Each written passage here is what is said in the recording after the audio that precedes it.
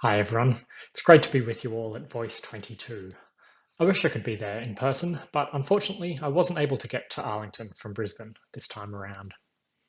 I am grateful though that I can still be here virtually to tell you about everything that we're doing with Voice at the ABC, and that's the Australian ABC, not the American one. We've been busy making data conversational in order to power what we hope could be the future of hyperlocal news. So, over the next half hour, I'll be telling you all about it. Just to introduce myself a bit before we move on.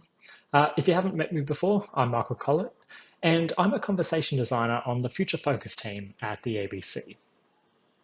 Basically, the Future Focus team was set up to make sure that the ABC had a home on any new and emerging platforms and technologies. So right now, it's our job to make sure that ABC content has a home on voice platforms like Alexa and Google Assistant. And before I was a conversation designer, I was a journalist for over a decade. So it really is news media in particular that's my passion and expertise. Let's just give you a quick overview of what we'll be talking about today. So first, I'll be telling you about all the different things that the ABC is currently doing on voice platforms. Then, I'll tell you about our very first custom voice app, which we released on Alexa late last year. And then finally, I'll be telling you about how the work we've been doing to make data conversational could be our first step towards hyperlocal and partially automated news streams. Firstly, I wanted to give you some background on what the ABC has been doing with voice over the past few years. So if you don't know anything about the ABC, we're basically Australia's version of the BBC. So we're a national broadcaster just like them, and we're also taxpayer funded. So we've got multiple TV channels, dozens of radio stations scattered across the country, and then multiple websites and mobile apps too. Our history of making premium audio content goes back 90 years, so you can see why we would be excited by the rise of new voice technologies. Like I mentioned before, the team I work on, Future Focus, has been working to make sure as much of our content as possible is accessible via voice. We've worked really closely with both Amazon and Google to help make sure that happens. And we're really proud to say that on both Alexa and Google Assistant, we are currently the default response when people ask for the news. So in Australia, if you say a phrase like, "Okay Google, what's the news?" or "Alexa, what's the latest on coronavirus?" you'll get a response from the ABC. Currently, these are the news services that we offer on smart speakers. Firstly, we're creating quick news briefings that cover the top headlines. Our team of journalists and producers are regularly updating these throughout the day to make sure that they always reflect the latest news stories. These come in both audio and video form to match the type of device that the user has. And as well as those news briefings, we also offer a long-form news stream of individually packaged and highly polished audio news stories from our network of radio journalists. This is what we currently offer as part of Alexa's news channel experience, and we've received a lot of praise for it. So much so that we're actually now offering the news stream on our own first-party platforms as well. Getting the best of our news content onto smart speakers has been our biggest priority, but that's not all that we've done. As well, we also launched our video on demand service, called iView, on Alexa. We used Amazon's Video Skills Kit for this, so that we didn't have to create it ourselves from scratch. And finally, we've also made our radio streams and podcasts available on Google Assistant and Alexa. Now, currently, these are only available via third-party aggregators, including TuneIn and Apple Podcasts. As much as possible, though, we want to be the masters of our own destiny on Alexa, Google Assistant, and other voice platforms.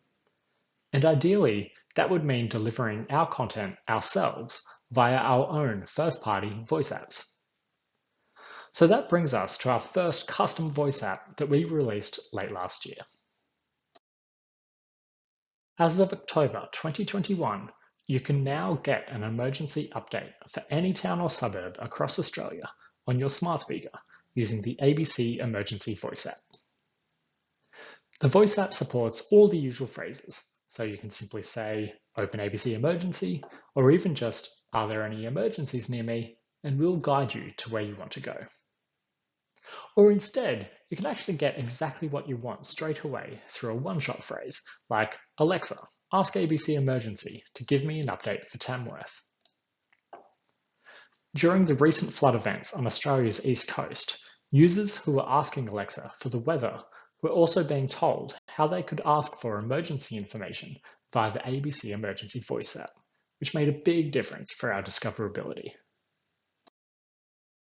So what made us choose ABC Emergency for our first voice app? Well, if you know Australia, you know that we have a lot of natural disasters. So when we're not battling fires, we're usually battling cyclones or floods or whatever else. And that includes the recent Brisbane floods earlier this year that flooded the street just 100 metres from my apartment. As Australia's national broadcaster, we don't just feel an obligation to provide emergency coverage. We actually really do have an obligation. A few years ago, the ABC began a project to centralise data from all of Australia's emergency services on the one platform for the first time. Creating an ABC Emergency Voice app was part of this plan from the beginning, as was creating an ABC Emergency website. We launched the ABC Emergency website in 2020, and the great thing about it is that it makes emergency data easily searchable and viewable on a map, so you can quickly see everything that's happening near your location. But we wanted to make getting emergency updates even quicker and more accessible. We wanted people to be able to simply ask their smart speaker a question like, are there any emergencies near me? In the same way that they might ask about the weather. The user testing that we did vindicated our intuitions that this is something that our audiences would really value. Now, let's give the ABC Emergency Voice app a quick listen so that you know exactly what I'm talking about. Alexa, are there any emergencies near me? Welcome back to ABC Emergency. The registered location of your Alexa device is Chelmer. Would you like an emergency update for that location? Yes. There are currently 3 emergency events within 50 kilometres of Chelmer. Incident 1, the Bureau of Meteorology has issued a minor flood warning for the lower Brisbane River. Would you like more information about this? Yes. Minor flooding is occurring along parts of the lower Brisbane River, with a peak around the minor flood level occurring on the overnight high tide at Brisbane City. Flooding is continuing across the lower Brisbane River following heavy rainfall during last week. Further shower activity is expected over the next few days, with the possibility of more significant rainfall from Friday. The situation will continue to be monitored closely and further warnings will be issued as required. Incident 2, the Bureau of Meteorology has issued a marine wind warning summary for Capricornia Coast, St. Lawrence to Burnett Heads, Fraser Island Coast, Sandy Cape to Double Island Point, Sunshine Coast Waters, Double Island Point to Cape Morton. Incident 3, the Queensland Fire and Emergency Services says there is a fire at North Stradbroke Island. Should I tell you more? Yes. There is a vegetation fire at this location. Smoke may affect residents and motorists in the area. Residents should close their doors and windows and keep medication close by if suffering from a respiratory condition. Motorists should use caution and drive to conditions. If you believe your property is under threat, you should call 000 000 immediately. For more information about emergency events across Australia, go to abc.net.au/emergency.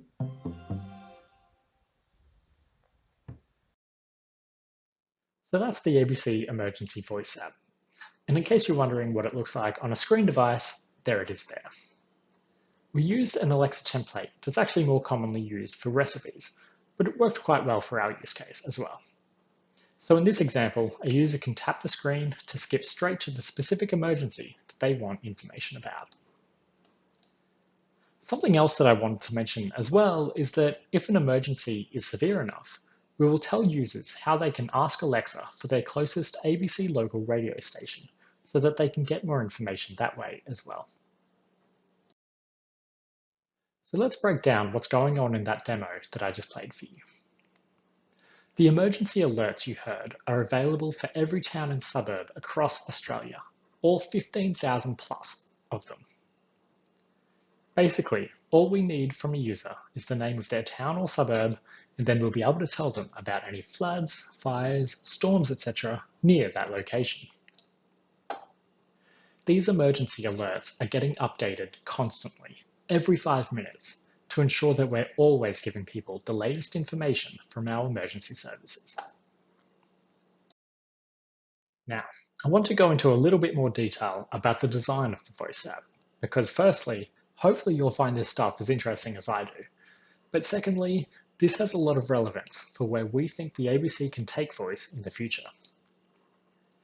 There were really two separate design hurdles that we had to overcome in order to make this voice app a reality. Firstly, and most obviously, there was creating the CUI and NLU model of the voice app itself. But separately to that, we needed to create NLG scripts so that we could turn the emergency data that we had access to into actual sentences that could be read out by Alexa. Let's talk about the design of the CUI and NLU first. In certain ways, the design we were going for was actually quite simple. We weren't trying to allow for big, long, open-ended conversations. Instead, we were creating a transactional service.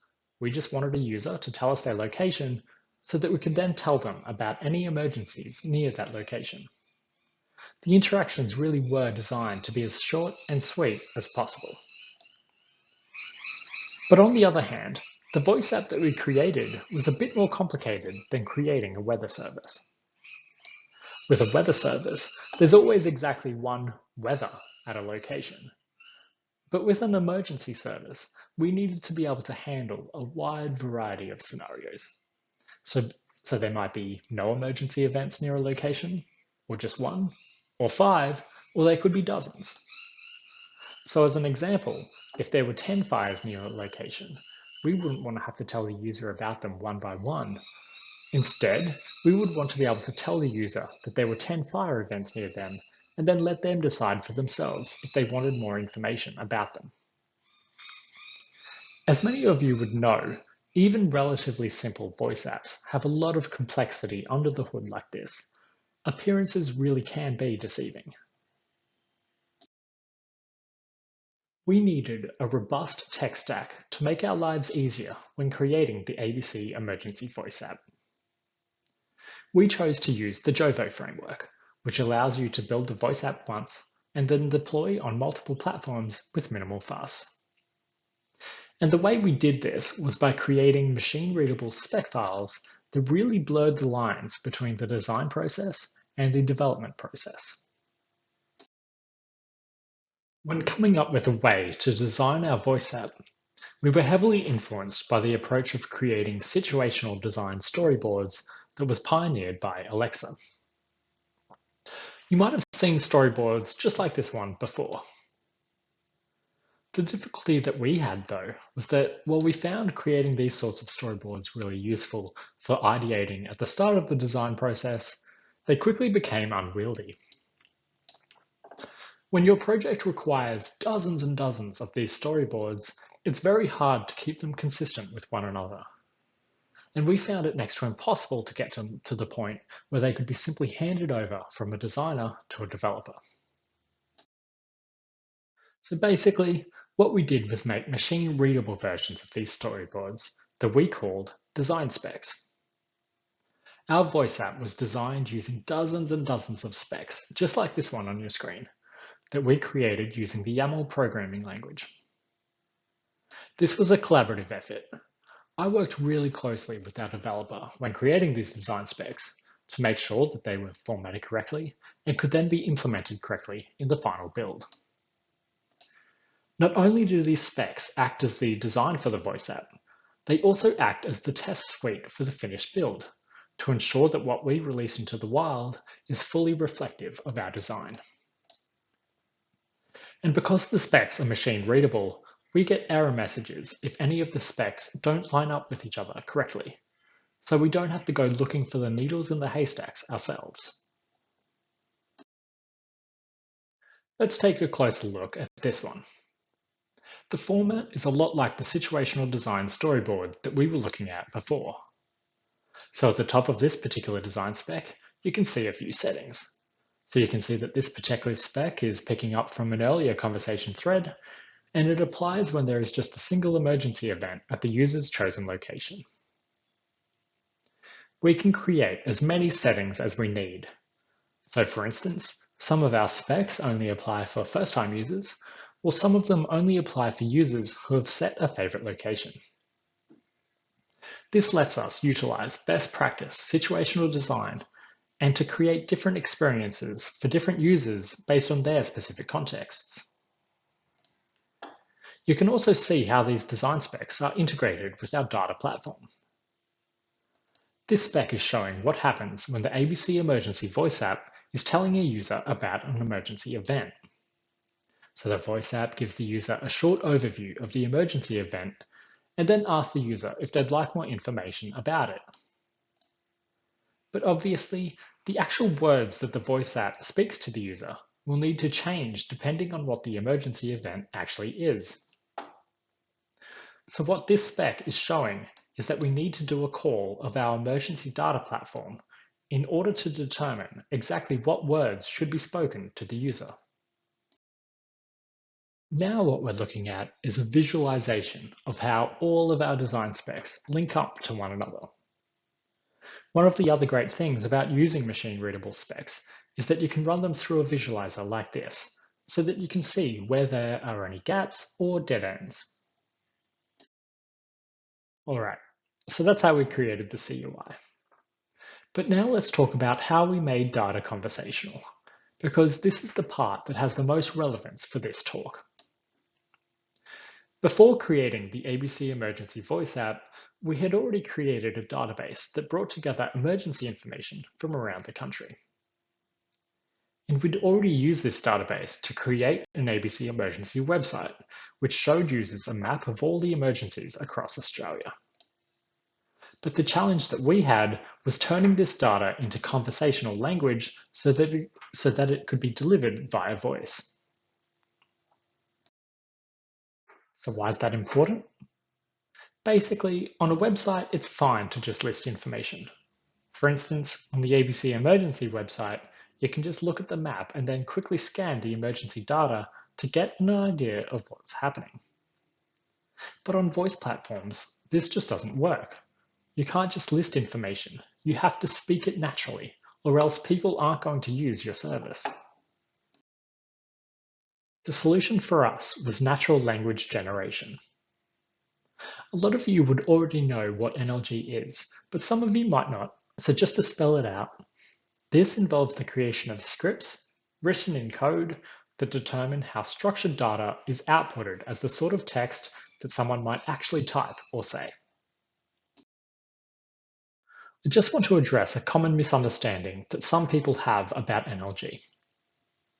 Some people have the impression that if you're talking about NLG, you're necessarily talking about machine learning or artificial intelligence. Basically, the idea of computers turning data into natural language on their own. This sort of NLG does exist, as a lot of you would know, but that's not the sort of NLG that we're talking about.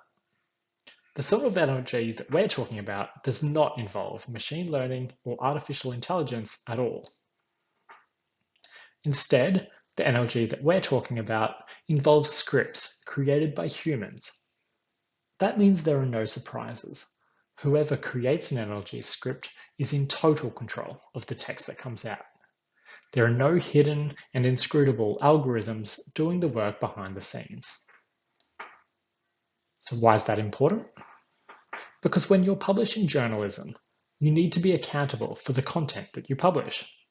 So you need to be able to explain exactly how decisions were made. So basically, when creating the ABC Emergency Voice app, we created scripts to turn that data on the left into the natural language sentences that you can now see on the right. That text on the right is what gets added to our emergency data platform so that it can be mapped to any nearby towns and suburbs and can then be used by our voice app. We used our own custom-made NLG platform called Hyperdraft for creating these NLG scripts. This platform allowed us to see in real time how changes to our scripts would change the output of our emergency updates. Okay, now you have an overview of how we created the ABC Emergency Voice app. But now I want to tell you about what we see as the flaw in the service. Currently, the only way to hear one of our emergency summaries is to actively ask Alexa for an emergency update. Now, that's not a bad thing exactly. The ABC Emergency Voice app stands on its own 2 feet as a valuable service, providing Australians with a quicker and more efficient way of accessing the crucial emergency information that they rely on their national broadcaster for.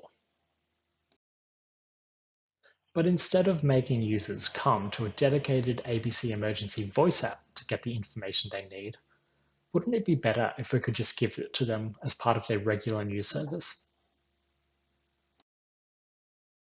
Imagine being able to dynamically intersperse hyperlocal news and information, like what we're already creating for the ABC Emergency Voice app, with the regular news that people hear on smart speaker. So when you ask your smart speaker for the news, you could get told about what's happening around your location before you then hear about that day's biggest local and national stories. It wouldn't just be emergency news that we could offer. It could be weather, traffic, finance, sport, basically any topic that uses structured data. Here's an example of what it could look like. Good morning, Michael. Currently, it's cloudy and 20 degrees, with rain and a top of 24 forecast for today. The Bureau of Meteorology has issued a severe storm warning for the Northwest Slopes and Plains forecast district. Here are your top local and national headlines. So each sentence there can be generated from structured data.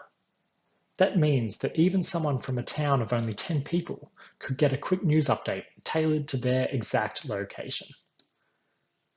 This is something that we simply wouldn't be able to offer without automation. And it's only because of how advanced synthetic voices and text-to-speech technology has become that it's even possible to dream about this future. So just to be clear, we can't give you a timeline for our plans on any of this. It really is early days.